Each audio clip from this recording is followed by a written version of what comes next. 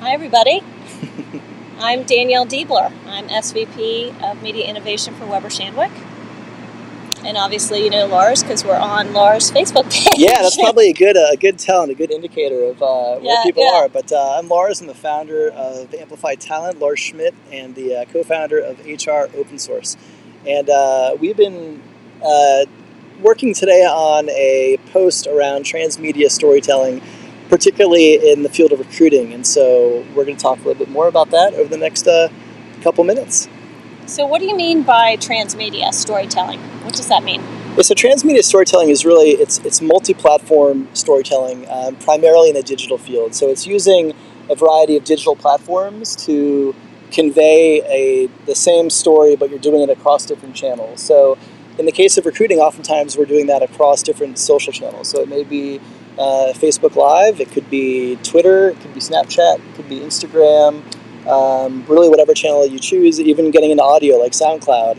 And it allows you to tell a certain story, but do it from a variety of different platforms, so you're kind of coming at the story from a few different angles. So how can companies really leverage multi-platform storytelling? So I think when you apply that to recruiting specifically, that there's really a lot you can do with it. I mean, ultimately, what you're trying to do with transmedia storytelling is convey a narrative around what it's like to work at your organization. So that could be as broad as really trying to convey the culture of your organization. So there's a variety of ways you can do that, or it could be as specific as trying to highlight a particular job. So using different digital channels to actually allow prospects and candidates to get a sense of what it's really like to do that job. So it could be interviews with hiring managers, it could be live look-ins on team meetings, it could be showcasing the team's work in interesting ways. But the idea is you're trying to open your organization up in such a way so that people who you're ultimately trying to attract can make more informed decisions about whether your organization aligns with their own kind of background and interests, and then make better decisions as to whether to pursue that or not. Yeah, there's so many platforms. So let's pick one. Let's just say Snapchat. So what are some companies doing on Snapchat that are actually leveraging the platform to attract candidates? Yeah, Snapchat's an interesting platform because I think it's something that is really starting to take off. It's the newest kid on the block, if you will, when you're talking about more enterprise platforms. So places like Facebook and Twitter and LinkedIn and YouTube, they've been around for years, and they're really well-established branding channels, whether you're looking at consumer branding or employer branding.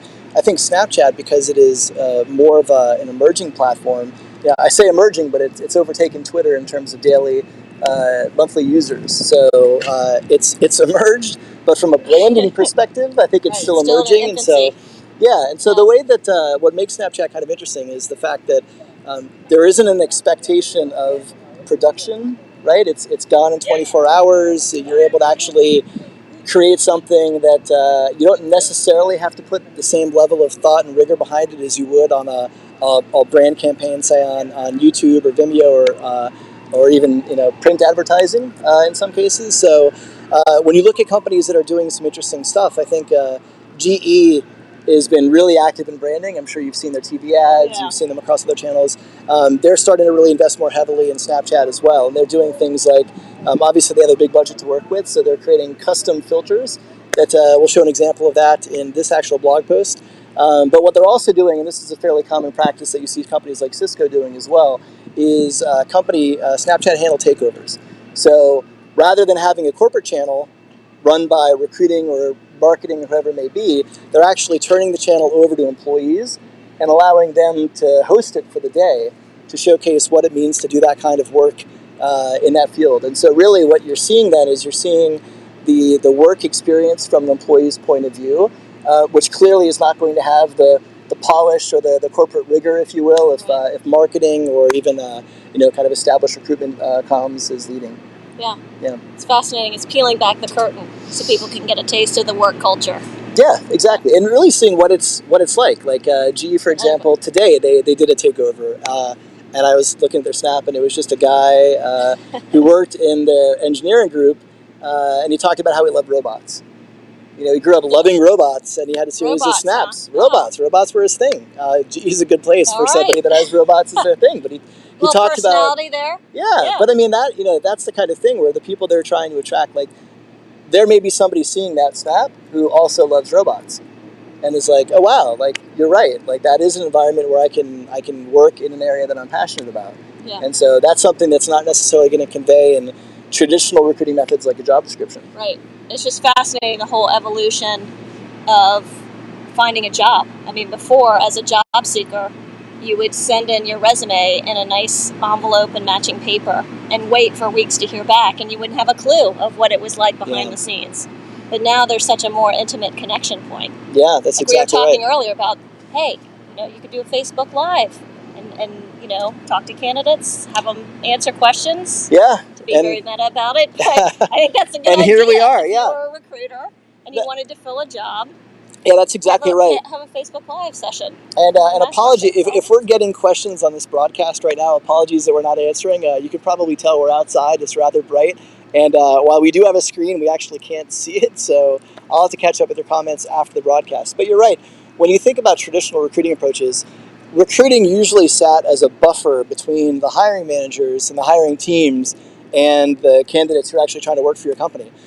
With platforms like live streaming, you can actually give candidates and prospects and applicants an intimate, direct access point to your hiring manager, your hiring team, and actually allow them to ask questions. So, rather than expecting somebody to make a decision about whether to apply for your job based on a job description that probably does maybe not do a great job of capturing the real essence of the role, I can see that. Maybe I'm interested in that. Maybe your social and employer brand approach has kind of brought me in, so now I'm more curious about your culture and your organization.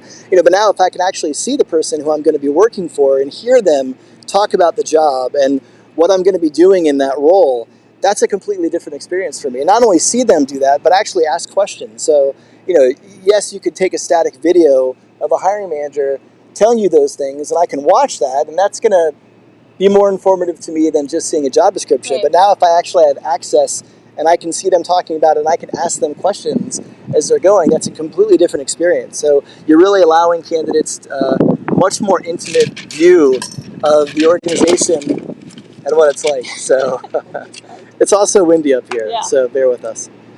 But so it's interesting. So I think we're going to start to see more live broadcasting in the realm of recruiting because, again, I think there's an access component to it that traditional means just can't match.